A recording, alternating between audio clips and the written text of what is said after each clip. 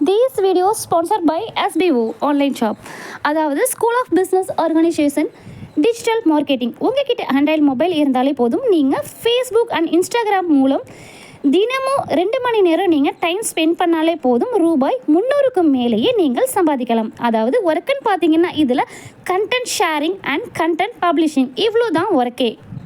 மோர் details நீங்கள் தெரிஞ்சுக்கணும் அப்படின்னா டிஸ்கிரிப்ஷனில் நான் இதோடைய டீட்டெயில்ஸ் ஃபுல்லாகவே நான் கொடுத்துருக்கேன். வாட்ஸ்அப் நம்பருமே நான் கொடுத்துருக்கேன். நீங்கள் இப்போவே ஜாயின் பண்ணணும் அப்படின்னு நினச்சிங்க அப்படின்னா உங்களுடைய நேம் அண்ட் குவாலிஃபிகேஷனை நீங்கள் அந்த வாட்ஸ்அப் நம்பருக்கு சென்ட் பண்ணாலே போதும். இன்னும் என்ன யோசிக்கிறீங்க? இப்போவே ஜாயின் பண்ணுங்கள்.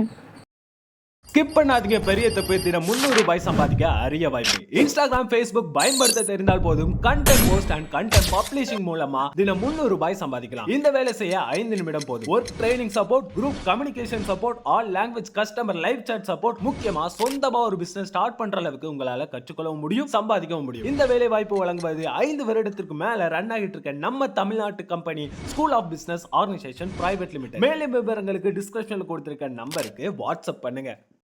ஒரு அழகான கிராமத்தில் ஒரு சின்ன வெண்ணிற பூனை வாழ்ந்து கொண்டிருந்தது. அவங்க எல்லாரும் அந்த பூனைக்கு மிட்டாயின்னு பெயர் வச்சுருக்காங்க. ஏன்னா மிட்டாய் ரொம்ப சின்னது, ரொம்ப அழகாகவும் புன்னகை பண்ணும் அந்த பூனைக்குட்டி. ஒவ்வொரு காலையிலும் என்ன பண்ணும் அப்படின்னா, மிட்டாய் தன் கண்களை மெதுவாக திறக்கும். பின்னாடி ஒரு நீட்டி போட மியாவுன்னு சின்ன சத்தம் போடவும். அது முதல்ல போவது வீட்டின் முன் இருக்கும் பூந்தோட்டத்துக்கு தான். அங்கே நிறைய நிறமுள்ள பூக்கள், பட்டாம்பூச்சிகள், சின்ன தேனீக்கள் எல்லாம் மிட்டாயின் நண்பர்கள். ஒரு நாள் ஒரு விசேஷம் வந்துச்சு. அந்த நாளில் மிட்டாய் சந்தோஷமாக துள்ளி துள்ளி விளையாடி கொண்டிருந்தது. அப்போது திடீர்னு ஒரு மெதுவான சத்தம் கேட்டது. என்ன சத்தம் இது அப்படின்னு யோசிச்சுக்கிட்டே மிட்டாய் கவனமாக நடந்து குட்டி புதர்களை தாண்டி ஒரு பெரிய மரத்தடிக்கு போகுது. அங்கே ஒரு சின்ன குருவி கீழே விழுந்து இருந்துச்சு. அதோட சிறகெல்லாம் தூக்கி கூட முடியலை. அது பயத்தில் நடுங்குது.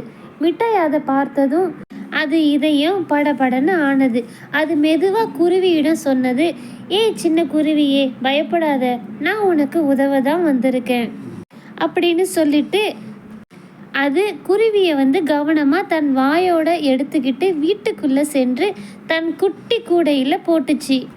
அப்புறம் மிட்டாய் அதுக்கு தண்ணீர் கொடுத்துச்சு. சின்ன தானியங்களையும் வச்சிருந்தது, அதையுமே கொடுத்துச்சு. அதோட தலை வலிக்குதோ என்னமோ அப்படின்னு சொல்லிட்டு மெதுவாக தட்டியும் காத்துச்சு. குருவி நிதானமாக கண்ணை திறந்து பார்த்தது. அது மிட்டாயை பார்த்து மெல்ல சிரிச்சிச்சு.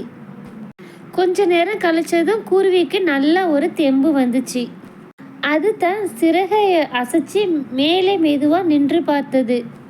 குருவி சிறகை விரித்து கொண்டு மிட்டாயை நோக்கி சொன்னது, என் குட்டி உயிரை காப்பாற்றினதுக்கு நன்றி மிட்டாய், நீ ரொம்ப நல்ல மனசு அப்படின்னு சொல்லிட்டு அந்த குருவி கீச் கீச்சுன்னு கத்திக்கிட்டு ஒரு அழகான பாடல் பாடிக்கிட்டே ஆகாயத்துக்குள்ளே பறந்துடுச்சு. மிட்டாய் அது பார்த்து கொண்டே ரொம்பவே சிரிச்சிச்சு. அதுக்கப்புறமா அந்த நிமிஷத்தில் தான் அந்த மிட்டாய்க்கு புரிஞ்சிச்சு, உதவி பண்ணுறதுனால தான் உண்மையான சந்தோஷமே இருக்குது அப்படிங்கிறது. அதுக்கப்புறமா கிராமத்தில் உள்ள எல்லா சின்ன சின்ன ஜீவன்களுக்குமே மிட்டாய் உதவி பண்ண ஆரம்பிச்சிச்சு. மிட்டாய் இப்போ எல்லாத்துக்குமே அந்த கிராமத்தில் தோழியாக மாறிடுச்சு. இப்படித்தான் சின்ன பூனை மிட்டாய் ஒரு நல்ல மனசு கொண்ட அழகான பூனையாக அனைவராலும் நேசிக்கப்பட்டது.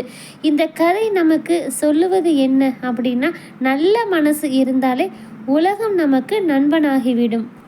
இனிமே நம்மளும் இந்த குட்டி பூனை மிட்டாய் போல மற்றவங்களுக்கு உதவி செய்யலாம்.